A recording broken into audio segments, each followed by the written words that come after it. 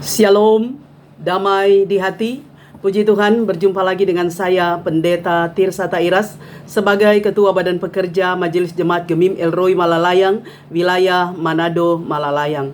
Saat ini akan membagikan kebenaran firman Tuhan dalam kitab Injil Lukas pasalnya yang ke-23, ayatnya yang ke-44 hingga 56, bagian A, di mana khotbah ini adalah khotbah Jumat Agung. Saya berharap berdoa dimanapun Bapak Ibu Saudara-saudara berada, kiranya tetap mengalami kasih dan kebaikan Tuhan, sehingga ada dalam keadaan sehat, kuat, tetap semangat, bersuka cita dan senantiasa bersyukur kepada Tuhan. Sebelum kita membaca dan merenungkan kebenaran firman Tuhan ini, mari berdoa. Ya Tuhan Allah, kami ada di hadapan-Mu. Kami ingin belajar firman-Mu, sebab firman Tuhan adalah kekuatan rohani yang mengarahkan, yang menuntun, yang menginspirasi dan yang memberkati kami. Karena itu Bapa, kami selalu rindu belajar firman-Mu. Tuhan, taruh perkataan-perkataan-Mu di mulut hamba-Mu. Hamba perkatakan kepada banyak orang sehingga nama Tuhan dipermuliakan. Teduhkanlah hati dan pikiran kami, beri hikmat dan konsentrasi. Kami memahami dengan jelas dan melakukan dengan benar kehendak firman-Mu. Dalam nama Yesus kami berdoa. Amin. Mari bersama-sama kita membaca Lukas pasalnya yang ke-23, ayat 44 hingga 56, bagian A. Dalam perikop Yesus mati. Ketika itu hari sudah kira-kira jam 12, lalu kegelapan meliputi seluruh daerah itu sampai jam 3. Sebab matahari tidak bersinar dan tabir bait suci terbelah dua.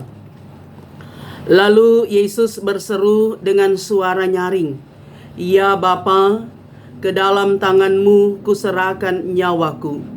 Dan sesudah berkata demikian, ia menyerahkan nyawanya. Ketika kepala pasukan melihat apa yang terjadi, ia memuliakan Allah, katanya, "Sungguh orang ini adalah orang benar." Dan sesudah seluruh orang banyak yang datang berkerumun di situ untuk tontonan itu, melihat apa yang terjadi itu, pulanglah mereka sambil memukul-mukul diri. Semua orang yang mengenal Yesus dari dekat, termasuk perempuan-perempuan yang mengikuti Dia dari Galilea, berdiri jauh-jauh dan melihat semuanya itu. Demikianlah pembacaan firman Tuhan. Bapak Ibu Saudara-saudara yang kekasih di dalam Tuhan, setiap orang pasti merindukan umur panjang atau panjang umur, ingin menikmati kehidupan yang lama ketika ada dalam kefanaan di dunia ini. Hidup bersama suami, bersama istri, orang tua, anak-anak, sahabat, kerabat, handai taulan, dan siapa saja. Artinya bahwa semua ingin supaya lama, panjang perjalanan kehidupan di dunia ini. Namun disadari saudara, panjang atau singkat, pendek atau panjang perjalanan hidup kita di dunia ini bukan ditentukan oleh keinginan kita manusia, tapi ditentukan oleh Sang Khalik, yaitu Tuhan Allah, yang menjadikan segala-galanya, dunia dan segala isinya, dan Tuhan yang menjadikan kita manusia. Sebab hidup ini berjalan sesuai dengan keinginan Tuhan, bukan dengan keinginan kita manusia. Kalau hidup ini berjalan sesuai dengan keinginan kita, barangkali seperti puisi Khairil Anwar, Aku ingin hidup 1000 tahun lagi. Kita barangkali bisa sampai ratusan ribuan tahun, tetapi karena hidup ini berjalan sesuai dengan keinginan Tuhan, ada dalam kedaulatan Sang Pencipta, maka semua ada batasnya. Manusia terbatas, pikiran kita terbatas, ingatan kita terbatas, penglihatan kita terbatas, pendengaran kita terbatas, kekuatan kita terbatas. usia kita terbatas. Yang tidak terbatas itu adalah kuasa Tuhan. Bahkan kasih Tuhan itu tidak ada batasnya. Karena itu saudara, sekali lagi, panjang atau singkat perjalanan hidup di dunia ini, semua ditentukan oleh Tuhan. Nah saudara yang kekasih, semua kita tahu pasti kita akan mati. Tetapi kita tidak tahu kapan kita akan mati. Dengan cara seperti apa kita akan mati. Sebab syarat untuk mati bukan nanti sudah lanjut usia. Orang muda pun bisa mati. Syarat untuk mati bukan berarti sakit.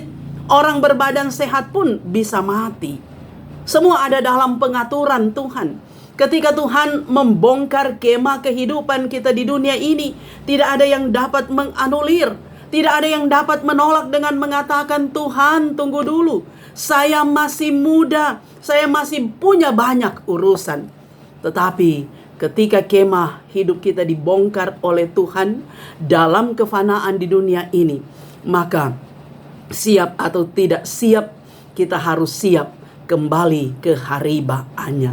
Karena semua diatur oleh Tuhan.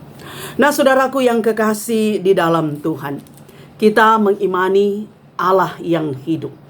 Allah yang hidup di dalam Tuhan Yesus Kristus yang sudah datang menjumpai kita manusia. Yesus dalam rangka menebus segala dosa kita, dosa saya dan dosa saudara. Dia rela menderita, mengalami kesengsaraan penderitaan yang begitu hebat. Dan dia rela mati. Rela mati di kayu salib agar supaya kita manusia bisa dibebaskan dari belenggu dosa dan maut yang mengikat kita. Karena itu saudara, bacaan kita, perenungan kita di hari Jumat Agung tanggal 29 Maret dalam kitab Injil Lukas pasal 23 yang sudah kita baca. Dengarkan bersama tadi yang mengisahkan tentang Yesus mati atau kematian Yesus. Yang dikatakan bahwa hari itu kira-kira jam 12. Saudara, kalau kita membaca bagian Alkitab yang lain sebelum bagian ini, kita mendapati bahwa Yesus ketika dia disalibkan pada pukul 9, itu berarti sudah 3 jam Tuhan Yesus mengalami siksaan penderitaan di atas kayu salib. Saudara, jangankan 1 jam, 5 detik, 5 menit saja, ketika orang menderita secara fisik itu sangat-sangat menyiksa diri. Nah ini sudah 3 jam saudara, Yesus dia tergantung di kayu salib. Dan dikatakan kegelapan meliputi seluruh daerah itu sampai jam 3. Saudara, saat kematian Yesus, ketika Yesus disalibkan, terjadi gempa bumi, bumi bergoncang. Bahkan ketika Yesus mati pun dikatakan peristiwa alam kegelapan sebagai tanda dosa manusia itu melingkupi kehidupan dunia dan manusia. Tetapi Allah datang menjumpai kita. Sekalipun dia harus mati, dia harus menderita, tapi itu semua adalah cara Allah untuk membebaskan kita manusia yang sangat dikasihinya. Nah saudara, dikatakan lagi bahwa matahari tidak bersinar. Saudara, kita bisa bayangkan, kalau matahari tidak bersinar dalam 1 hari, berarti kegelapan itu akan meliputi dunia ini. Nah saudara, matahari tidak bersinar, gelap, dan tabir bait suci terbelah 2. Sehingga ruang kudus, ruang maha kudus tidak ada lagi yang dapat membatasi. Karena tabir bait suci sudah terbelah 2. Saudara yang kekasih, diceritakan dalam narasi ini bahwa lalu Yesus berseru dengan suara nyaring, "Ya Bapa, ke dalam tanganmu kuserahkan nyawaku." Saudara, dalam kepapaan, penderitaan yang begitu menyiksa fisik Tuhan Yesus, raga Tuhan Yesus, maka dia berseru kepada Allah Bapa di sorga, menyerahkan nyawanya, karena dia adalah anak Allah, Allah yang hidup, yang punya solidaritas yang sangat besar, kasih yang besar untuk dapat menyelamatkan kita manusia. Dan sesudah berkata demikian, sesudah ia menyerahkan nyawanya, Maka dikatakan bahwa kepala pasukan melihat apa yang terjadi, kemudian memuliakan Allah dan berkata, sungguh orang itu adalah orang benar. Saudara, kepala pasukan yang telah mengawal Yesus, yang telah menjaga Yesus sampai dia disalibkan. Ketika Yesus mati, maka dikatakan dia percaya bahwa Yesus adalah orang benar. Dia adalah anak Allah. Tapi saudara, semua telah terjadi. Apa mau dikata? Nasi telah menjadi bubur.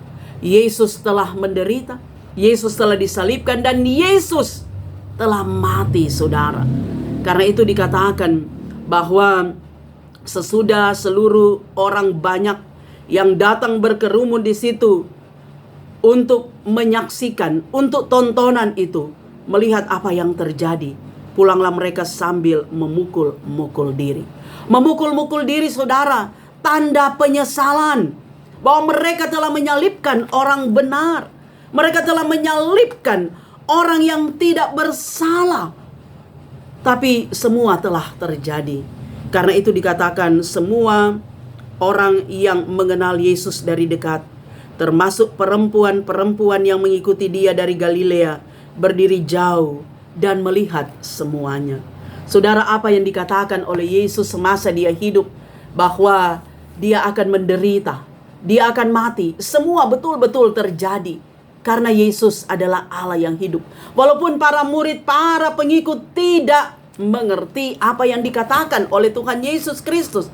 Mereka berpikir bahwa Yesus hanyalah manusia biasa, hanyalah guru mereka yang kesehariannya bisa melakukan mujizat. Tetapi Yesus benar-benar Allah. Allah yang telah menderita, Allah yang telah disalibkan, Allah di dalam Yesus yang telah mati dikuburkan, tetapi dia bangkit, kalahkan kuasa dosa dan kuasa maut. Itulah Yesus. Dia mati untuk penebusan dosa, untuk keselamatan dan hidup kekal bagi saya dan saudara, bagi kita yang mengimani bahwa Yesus adalah juru selamat, Yesus adalah Mesias, Yesus adalah Tuhan. Nah, saudaraku yang kekasih, apa makna firman Tuhan ketika kita merayakan hari Jumat Agung yang pada tahun 2024 ini akan kita rayakan di tanggal 29 Maret tahun 2024. Apakah Jumat Agung itu hanya sekedar selebrasi, hanya sekedar perayaan saja setiap tahun? Apakah Jumat Agung itu hanyalah tradisi gereja yang dirayakan pada setiap tahun di bulan April atau barangkali juga di bulan Maret? Nah, saudara-saudara yang kekasih, tentu tidak demikian. Sebab makna kematian Yesus Jumat Agung itu adalah punya makna yang sangat besar, saudara, bagi kita. Yesus sudah menebus dosa kita. Yesus sudah membebaskan kita dari belenggu dosa yang mengikat kita. Maka apakah jawaban kita? Apakah respons iman kita? Tanggapan iman kita atas kematian Tuhan Yesus? Hal ini mau mengingatkan kepada kita bahwa kematian Yesus membuat kita orang yang beriman, orang yang percaya untuk meningkatkan keimanan kita kepada Tuhan. Bahwa kita adalah orang-orang percaya yang lahir dalam kehidupan Kristiani. Orang tua kita, nenek moyang kita percaya Yesus, maka itu juga diwariskan kepada kita. Tapi bukan berarti, saudara, kekristenan kita hanyalah status di KTP, di kartu keluarga. Tetapi kekristenan kita, percaya kita terhadap Yesus Kristus, itu mendarah daging, menjiwai kehidupan kita. Sehingga dengan kematian Tuhan Yesus Kristus, kita menyadari siapa kita. Kita manusia terbatas, kita penuh dengan kekurangan, kita penuh dengan kelemahan. Sehingga ketika kita boleh ada sampai di titik ini, sampai detik ini, bukan karena kuat dan hebatnya kita, tapi itu semua karena kekuatan Tuhan, karena kebesaran Tuhan, karena penyertaan Tuhan dalam kehidupan kita. Karena itu iman kita harus berakar, harus bertumbuh, harus berbuah di dalam Yesus Kristus. Iman kita semakin kokoh, semakin kuat Dan jika demikian saudara, kita mengalami Tuhan dalam kehidupan kita, sehingga kuasa Roh Kudus akan menginspirasi kehidupan kita. Hidup sama seperti Kristus yang kita imani. Ada dalam kerendahan hati, ada dalam kesabaran, penuh dengan kasih, ada dalam kelemah lembutan, penuh dengan penguasaan dan pengendalian diri, ada dalam kesetiaan, ada dalam ketaatan kepada Tuhan. Sebab saudara, kalau kita hanya merayakan saja Jumat Agung setiap tahun, kita tidak akan mengalami kuasa Tuhan, maka sulit kita untuk berbagi kasih. Sulit kita untuk hidup dalam kerendahan hati. Yang ada justru keangkuhan, tinggi hati, dan kesombongan. Sulit kita untuk setia, yang ada adalah ketidaksetiaan. Tapi dengan Jumat Agung, apalagi saudara, di hari Jumat Agung, para anggota Sidi Jemaat secara khusus bagi warga Gemim akan mengambil bagian dalam sakramen perjamuan kudus, makan roti dan minum anggur sebagai tanda tubuh Kristus telah diserahkan, darah Kristus telah ditumpahkan, agar supaya pengampunan itu bisa teralami dan betul-betul kita merasakan bagaimana hidup orang bersama Kristus yang siap menderita, yang rela berkorban untuk hal-hal di dalamnya Tuhan Yesus dipermuliakan. Nah, karena itu saudara, kita senantiasa diingatkan bahwa kehidupan kita di dunia ini seperti di awal khotbah ini saya katakan, suatu saat kita akan mati. Yesus juga dia pernah mati untuk membebaskan segala dosa kita. Karena itu seringkali kita mendengar bahwa kematian adalah pintu gerbang menuju ke kehidupan kekal, menuju pada keabadian saudara. Seperti apa hidup dalam keabadian atau kekekalan? Kita tidak tahu saudara. Karena itu adalah urusan Tuhan. Sesudah mati itu adalah urusan Tuhan. Kita tidak tahu karena kita belum pernah mati. Urusan kita adalah ketika kita ada dalam kefanaan di dunia ini. Apa yang kita buat, apa yang kita lakukan selama Tuhan memberi kesempatan bagi kita untuk hidup. Adakah kita sudah berbuat yang baik? Adakah kita sudah melakukan apa yang Tuhan kehendaki melalui kebenaran firman Tuhan? Apakah kita sudah memaknai kehidupan ini dengan hal-hal yang bermanfaat?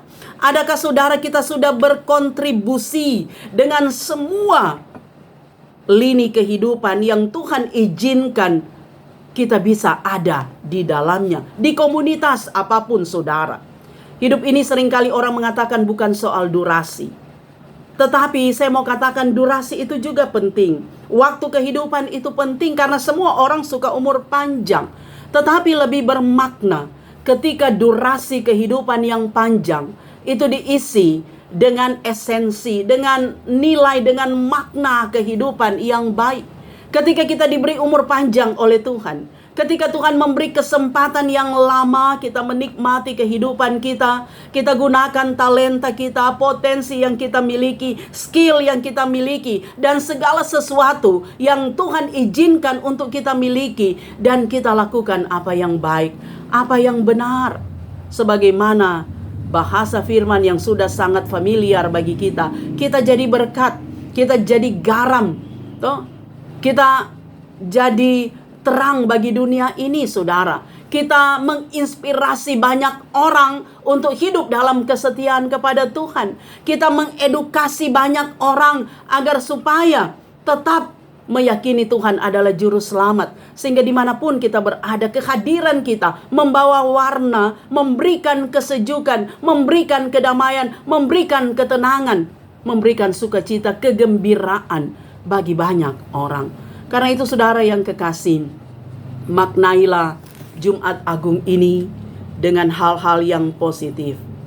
Bahwa ketika sekali lagi kita ada dalam sakramen perjamuan kudus, karena biasanya sakramen perjamuan kudus yang paling banyak yang membludak orang datang mengikuti perjamuan kudus itu di hari Jumat Agung. Baik di kota-kota tetapi juga di desa, di pelosok. Itu Jumat Agung. Itu yang paling banyak saudara. Nah karena itu kita maknai. Kita makan roti, minum anggur. Kita percaya bahwa Tuhan telah menyerahkan tubuhnya. Tuhan telah menyerahkan jiwa, nyawanya mencurahkan darahnya untuk kita semua. Roti dan anggur menjadi lambang bagi kita, bahwa kita menyatu dengan Kristus. Kita tetap meyakini Tuhan adalah juru selamat kehidupan kita. Maka selagi kita diberikan nafas hidup, diberi kesempatan oleh Tuhan untuk menikmati apa saja yang bisa kita nikmati, maka kita bersuka cita. Kita bersyukur, saudara. Kita jangan menjadi pesimis, tetapi kita punya effort, punya upaya agar supaya kehidupan kita semakin hari semakin berkualitas.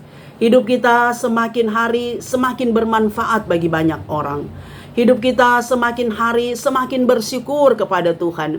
Sebab ada kalanya orang sulit bersyukur karena trauma dengan masa lalu, dengan pengalaman-pengalaman yang buruk di masa lampau, saudara. Tetapi saya mau katakan, janganlah masa lalumu itu mengintervensi masa depanmu. Ingat, ada Tuhan. Tuhan itu berkuasa, berdaulat atas hidup kita. Tuhan tahu keadaan kita masa lalu. Tuhan tahu keadaan kita masa sekarang ini. Dan Tuhan menyediakan hal-hal yang baik untuk masa depan. Kita percaya, saudara, bahwa kita akan diberkati oleh Tuhan. Ketika hidup kita ini senantiasa super excited dengan segala kenyataan, sekalipun punya problem hidup, tapi yakin Tuhan kita lebih besar dari problem kita. Tuhan kita lebih besar dari masalah kita. Ketika kita menangis, air mata kita ditampung di kirba Tuhan. Dan suatu saat Tuhan akan menggantikan air mata kita dengan sukacita yang besar.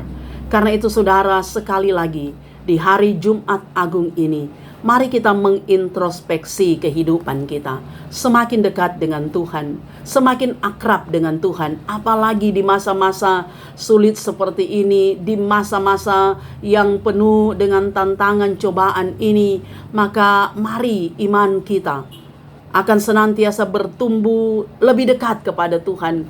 Upgrade iman kita agar supaya semakin dewasa, semakin ditingkatkan rasa percaya dan keyakinan kita kepada Tuhan. Sehingga apapun yang menerpa kehidupan kita, kita tetap kuat, tegak berdiri. Sebab kita percaya Tuhan adalah kekuatanku. Dia telah mati, tetapi dia bangkit kalahkan kuasa dosa dan maut. Seperti detik-detik terakhir, Tuhan Yesus, dia berkata kepada Allah Bapa, "Ke dalam tanganmu, ya Bapa, ke dalam tanganmu kuserahkan nyawaku." Maka ke dalam tangan Tuhan kita menyerahkan hidup kita. Kita menyerahkan pribadi kita ke dalam tangan Tuhan. Pekerjaan kita, pelayanan kita, masa depan kita, pergumulan kita, suami, istri, anak-anak kita, keluarga kita, serahkan ke dalam tangan Tuhan. Jemaat kita, apapun yang kita miliki, kita serahkan ke dalam tangan Tuhan. Biar Tuhan yang kendalikan, Tuhan yang atur. Kita kerjakan apa yang menjadi bagian kita, dan Tuhan mengerjakan apa yang menjadi bagian Tuhan dalam kehidupan kita. Tetapi sekali lagi tetap semangat, andalkan Tuhan, yakini bahwa Tuhan adalah Immanuel beserta dengan kita. Selamat merayakan Jumat Agung. Tuhan Yesus memberkati kita semua. Amin. Mari kita berdoa. Terpujilah Engkau Tuhan Allah kami yang hidup, yang mengasihi kami, yang sudah datang, yang sudah menderita, mati, di kayu salib dikuburkan, tapi Engkau bangkit, kalahkan kuasa dosa dan maut. Itu adalah suatu kehidupan yang sungguh luar biasa. Tuhan membebaskan kami dari belenggu dosa untuk memperoleh keselamatan, pengampunan dan hidup kekal. Karena itu biarlah kehidupan kami selalu melekat erat kepada Tuhan. Hidup kami senantiasa diberkati Tuhan. Dan biarlah kami boleh memberi kesaksian tentang kemuliaan Tuhan di komunitas manapun. Sehingga Tuhan dipermuliakan dalam hidup, kerja maupun pengabdian dan pelayanan kami. Diberkatilah kami semua ya Tuhan, hamba-Mu, bahkan semua yang mendengarkan kebenaran firman, yang menyaksikan video ini, dalam situasi apapun yang mereka rasakan. Ketika dalam keadaan sehat bersuka cita, dikuduskanlah sukacita mereka. Ketika sakit, Tuhan sembuhkan dalam nama Yesus. Ketika lemah, Tuhan kuatkan. Maka ke dalam tangan-Mu kami serahkan kehidupan kami. Haleluya. Amin. Demikianlah kebenaran firman Tuhan. Saya Pendeta Tirsa Tairas terus berharap kiranya Bapak Ibu Saudara-saudara akan mendukung YouTube channel Tirsa Tairas dengan cara nonton video, dengarkan kebenaran firman Tuhan, tekan tulisan subscribe, berikanlah like jempol, berikanlah komentar-komentar yang membangun, dan jika berkenan bagikanlah video ini di media sosial yang Bapak Ibu Saudara miliki, dan jangan lupa tekan lonceng supaya ada notifikasi dari setiap update video saya. Tuhan memberkati.